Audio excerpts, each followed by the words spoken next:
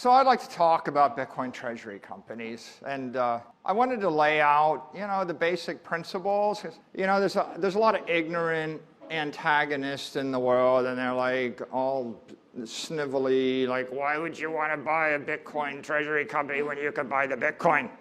And you hear that a lot. I mean, we're the first year, in my opinion, this is the first year in the launch of this business. If you got in more than 12 months ago, you were sort of ahead of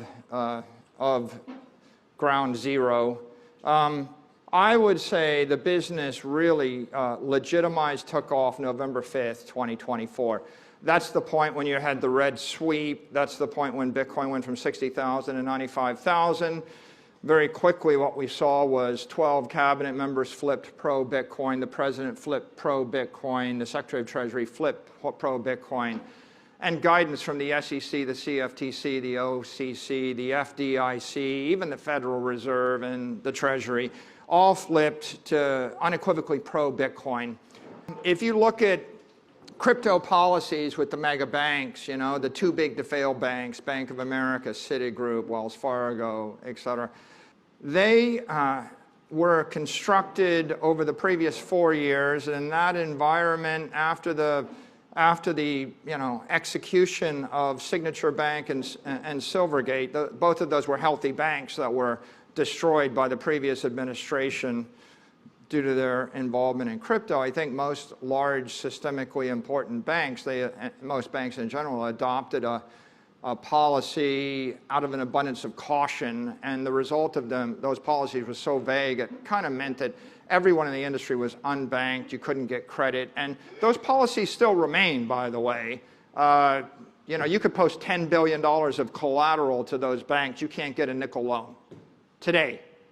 Okay, so that's not because of government guidance. The government guidance is exactly the opposite over and over and over again. But the banking system of the Western world is uncramping itself, and it'll probably take 4 years for that to happen. And during that time frame, we're just in this epic of institutional adoption. You've got the right accounting, you've got the right guidance, you've got the right law, you've got the right tone at the top. And that just means large, risk-averse, bureaucratic organizations are going to take their time to work through it. But it's not like every single week I don't have a conversation with the president or the CEO of a bank or some other large financial organization where I point out that they're about to miss out on trillions of dollars of opportunities. And this is why the private bank, the commercial bank, the investment bank should get involved. If you have I couldn't have those conversations 4 years ago. Now we're going to have those conversations every day for the next 4 years. We're going to convince 10%, 20%. And so we're in this transition. I think there's two massive forces in the world today. There's digital intelligence, there's digital assets. And if you look at financial institutions around the world, what's amusing to me is you've got financial institutions that embrace digital intelligence. Like my company, I sit down on a Saturday afternoon, I play with the AI, I design a security, I redesign the security, I design the security for the third time. The AI says it's never been done in the history of the world. I send it to the lawyers, they say it's never been done in the history of the world. I send it to the bankers, they say it's never been done in the history of the world. And then they come up with one little quibbling concern like, oh, there might be a fast pay issue and it's unsolvable. And then after 2-3 weeks of tradition, I go back to my AI and I say, is there a solution to the fast pay issue? And it says, yeah, make the liquidation preference floating. Okay, where's the floating liquidation preference come from in our prefs? It's because there's a fast pay issue in the prefs and you can't sell them above par without that floating liquidation preference. I could hire 10,000 lawyers and wait 10,000 years. I wouldn't get the answer. I got the answer in a few minutes from the AI because the AI has no prejudice, it has no inertia. Okay, that's a finance company that uses digital intelligence. What happens next is we print $6 billion of those. What happens without AI? We sell zero. Everyone says, well, what's the killer use case of AI? Well, maybe design a security and sell billions of dollars a month of it. That might, how many people do that? One. I'm sitting at a table with a lawyer that works for a mega multi-trillion-dollar financial organization. I said, You know, do you use AI? No, our legal department won't let us use AI for security concerns. They don't want us to put confidential information into the AI. Okay. You literally have a set of megacorps that won't use digital intelligence for security concerns, and they basically make everybody that works for the company slow and stupid. And then you have another set of companies that use AI, and those people are smart and fast. Now, if you take digital assets, it's the same thing. Those, you know, a different set of banks, you know, they're like, well, we don't touch digital assets, you know, because the government, because something happened 4 years ago. Well, they're, you know, what I would say is poor and weak.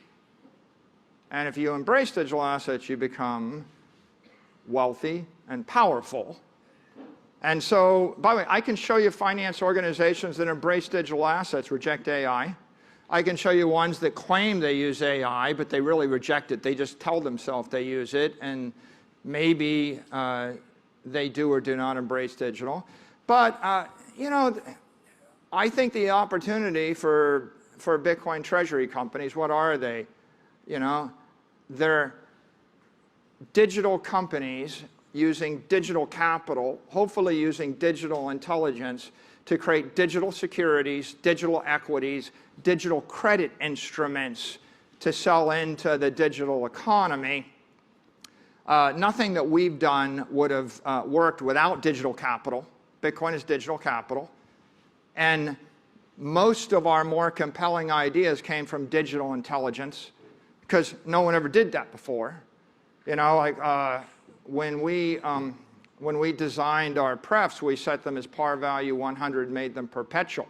No one ever does that. You can find 5,000 examples in the modern world where people don't do it. They normally make retail prefs $25 or they make institutional prefs $1,000.